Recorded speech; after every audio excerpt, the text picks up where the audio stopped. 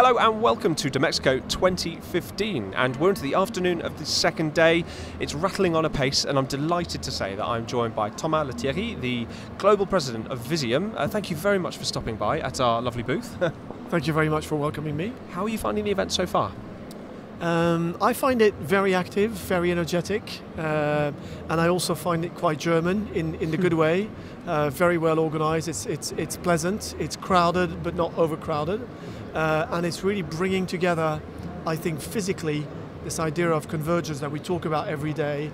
And suddenly you find in the same location people from all around the world talking about technology, talking about data, talking about media, about content. And of course, I'm a bit of an old guy of the industry, so I'm also connecting with a lot of the people I know and the people I miss meeting regularly around the year. So it's a good place for that. Have you been to DMEXCO a few times in the past? No, it's my first visit to DMEXCO. It's gaining in importance. It's gaining in relevance in our industry. I think the media is another place of convergence, and so I think it's more important for us to be here. And I found the time. I left a pitch room yesterday midday and flew straight to Cologne for that event. Well, gosh, I was about to say, I mean, what a busy summer it must have been for everyone in agency land. All of these international media accounts up for grabs. Has it been quite hard work? It's been very, very hard work, but I think it's also an incredible moment of opportunity for all of the agencies. I think the reason behind all of those reviews is quite simple. All of the boardrooms of our clients realize that the world is changing incredibly fast, and they scratch their chin and they think, do we have the right partner to walk with us towards 2020, where the world will be fully digital? And if the answer is we're not sure, they put the business in review.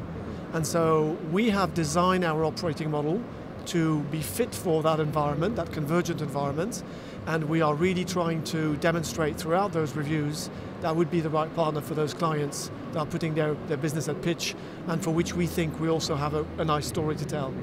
And we were just talking off camera that 2014 was a hugely successful year for the agency, announced, I believe, Recma's fastest growing agency in the world. And is this another opportunity to kind of keep up that momentum? So it's an opportunity to keep the momentum. I think it's also an opportunity to make sure that our story as an agency is well understood. We have positioned Vizeum as the agency that is leveraging media to transform business challenges. I think the success that we've got in 2014 and 2015 was all about making that happen for real on a client's business. And I think the new clients that we've been working with, whether it's the Shiseido or the ABI or the Burger King, have actually seen this coming to life on the business.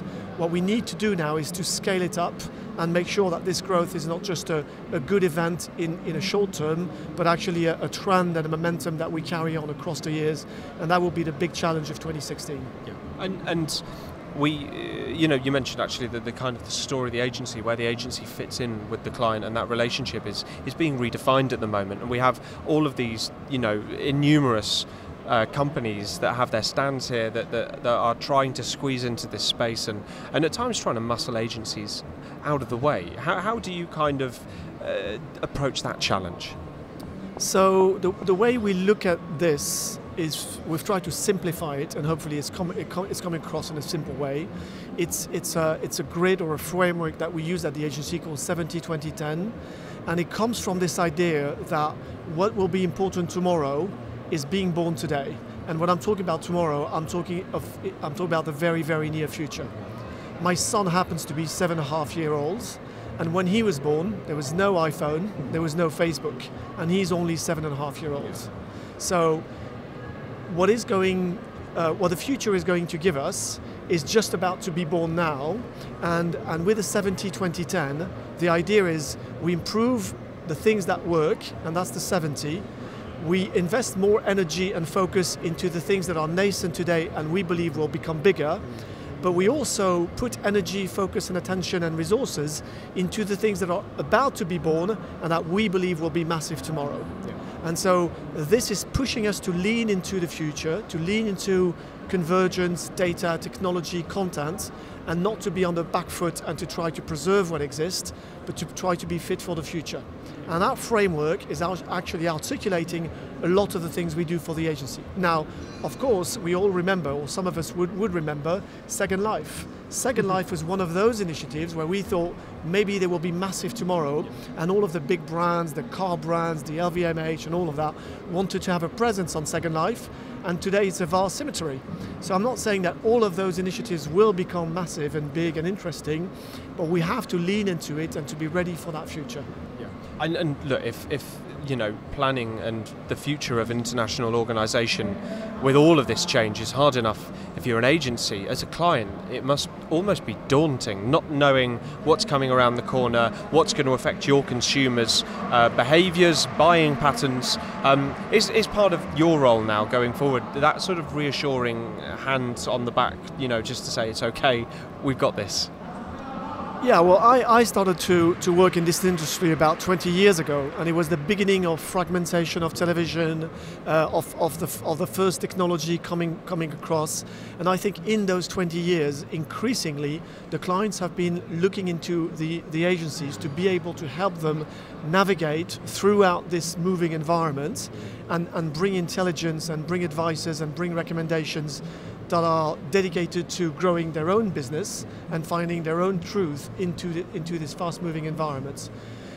If we look at Cannes or DMEXCO or of those festivals across those years, we used to be a bit of a commodity business where we were planning and buying media and giving our recommendations at that level. The good news for us is that the media has been transformational in the communication space, and the role we have is increasingly important. Now, we can get excited about that, and I get excited about that, but I think we also need to understand that the responsibility we have, the rigor we need to bring to the business, the level of interaction with our clients all the way into the boardrooms is becoming increasingly important, is becoming completely different. So the level of the talents, of the intelligence, of the resources that we need to provide to our clients need to be at that level. So it's the excitement on one hand, but the responsibility on the other. And when I talk to the teams, I'm always on those two levels. Yes, we need to be innovative and we need to be creative and have ideas, but what we also need to understand that the level of responsibility of everything we say is increasingly important. Now at M&M Global we are all about international media marketing, and I'm aware, for instance, that at Vizeum you have 7 global hubs that you base your agency around. Is there anywhere in the world that's particularly exciting you at the moment in terms of perhaps the way that brands are operating, the way that consumers are behaving? So, absolutely so. And what is interesting, and that's why we've got hubs around the world, is because there isn't one place. If you talk about digital technology, digital platforms and content, you probably move your eyes towards California. And we do have offices in Los Angeles and San Francisco. We've got one of our international hubs in Los Angeles where we do some business with Fox, and that's really interesting. I was reading in the French press yesterday that some of the fashion and luxury trends are coming from Seoul. Interestingly enough, we won the LVMH business in Seoul about 2 years ago. Okay. And we do see some of the fashion and the luxury trends are actually coming from Korea. Okay. And so that would be a hub towards which we need to look if we want to see interesting things in that space. And we see the mobile and the social environments massively accelerating in Asia Pacific, and Singapore being a place for that. So I think we now look at I think as Friedman was saying, the world is getting flat and flatter every day, and crowded every day. I think it's just about that. This world is becoming flat, and we need to look at it with a holistic view and look at where are those trends happening, where are those key initiatives being taken, and hence organize ourselves around that. I'm conscious you're probably on a tight schedule and rushing around the hall, so I won't keep you too much longer, I promise.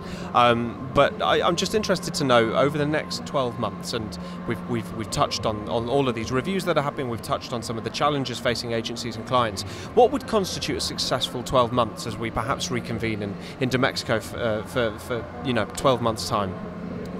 So I think for us as a network, but maybe also for the industry, I would I see the success in our collective capability, and of course we'd like to be ahead of the game and have the best stories and the best solutions, but collectively I think the success will come from our capability to actually blend the content conversation with the data conversation.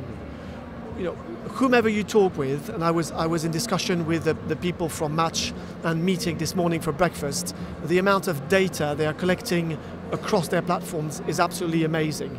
We talk to other players who are incredibly creative and ingenious, is building fascinating and amazing content. The truth of the industry will be about delivering the right content to the right people at the right moment, and making those connections personal, valuable, and adaptable. And I think it's about blending the content richness and the data richness that we have now on the table. And if we look around us at DMEXCO, it is clear, bringing it together to build those brand stories that our clients are after.